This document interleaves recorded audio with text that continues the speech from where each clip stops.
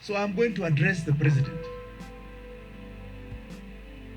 Kenyans, kwanza watu wa Gema walikupatia kura mara tatu. Asante yako imekuwa ni ile ile ambao Tinga alimpatia mimi, ile ya punda. Na sasa unajaribu kinyume cha sheria.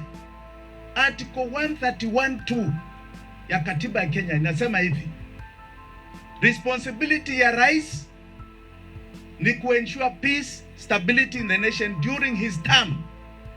Term yake inaisha August 9th, 2022. Unajaribu kinyuma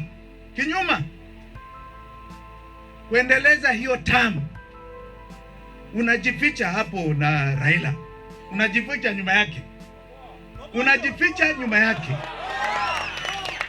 unajificha nyuma ya huyo mzee. Wewe unataka kuendelea kinyume cha sheria ya Kenya, na nataka leo tuwape ya kwamba hatutakubali aendelee nyuma cha sheria ya Kenya. Mumekubali aendelee ama siendelee? Aendelee ama siendelee? Sema tena vizuri nisikie. Na asikie. Tunataka asikie. Tunataka Uhuru aendelee ama siendelee? Wewe mwenyewe tulikuwa tumeshikana ni kwa kuambia hii vile unapeleka nchi.